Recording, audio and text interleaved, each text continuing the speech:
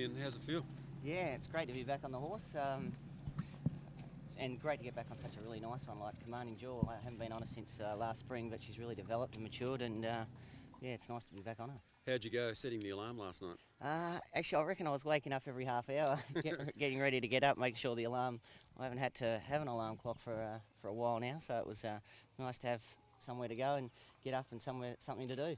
Did it fly, or did you count every day, basically counting down to when you could return to track work at least? Probably times it was quick, but other times it was really slow. But I just sort of had to focus on keeping active and busy and occupied, and that certainly helped the time go past. How do you reflect on the past 8 months? I've learned a lot from it, for sure, and hopefully I'll become a better person for it. It was obviously very tough last spring, but looking at the positive side of things, got to spend some great time with my young family, so that's certainly one of the positives. How much damage do you think you've done to the industry? It certainly didn't help it a lot. There was a lot of bad publicity during last spring, and a lot of that was due to me. But I take full responsibility for that. It was all my own doing, my own fault. So I've got a lot of bridges to mend over the coming time, and hopefully I can do that. Damien, can people trust the racing industry? Yeah, I think they can. My experience in racing, the overwhelming majority of people in racing are honest and hard-working people, and it's up to me now to prove that I can be accepted in that industry again. Do you think you need to win back the trust of the racing industry, both the punters and owners, trainers and fellow jockeys?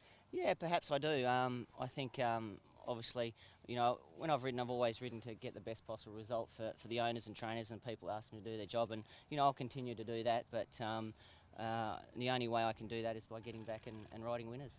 How do you respond to the punters who are suspicious that you say that the only bet you had was on Miss Octopussy, that you haven't had other bets? Well, I'm sure that's a question that's going to be asked, but I've fully cooperated with the inquiry with RVL, and I'm just trying to look forward now, not back, and put it all behind me. The Racing Integrity Commissioner has expressed his disappointment at how your situation was handled. What's your take on the integrity of the sport and the systems in place to protect it? Yeah, I think the stewards and RVL do a great job. As I said, I was up front with them and cooperated with them fully. It was during a busy spring carnival time, so it took a while for the process to be completed. But as I said, I'm just putting all that behind me now and just looking forward to moving on. So you're telling the punters that the only bet you've ever had was on Miss Octopussy? Yeah, I'm comfortable with that. Yep. Look, we all make mistakes in our past, and the idea is to try and learn from them, and that's what I'm going to try and do. Damien, what was the low point over these last 8 months, mate? I was probably just having to sit back and watch the horses that I'd been successful on during the spring carnival win without us, because it's something I've done all my life, and that was probably the toughest part. How do you take any responsibility for the fine that Robert Smerdon's incurred because of you? Yeah, look, I thought Robert was hardly done by. He virtually had nothing to do with this at all, and I certainly feel sorry for Robert. Do you feel as though you have to reimburse him at all? Might be riding a lot of free track work, I reckon, for him over recent time. I'll be happy, and hopefully I can repay him with some winners. What's your relationship now with Mark Hunter? I don't have one. You disappointed in Mark at Well, all? things happen in life and you move on. What about during the spring you fell out of favour with OTI and Lloyd Williams? Do you hope to sort of get back riding for them at all? Yeah, look, I've got a lot of people's trust to get back within the industry, so I hope to riding winners for those people again soon, and we'll just see how we go. I mean, I've just got a lot of bridges to mend and work hard, and hopefully I can get some winners on the board. Do you expect to mend all those bridges? Oh well, what will be will be. All I can do is work hard and try and win the respect back of the people that I may have lost. Damien, during the lowest points of the investigation and the suspension, did you ever contemplate giving it away?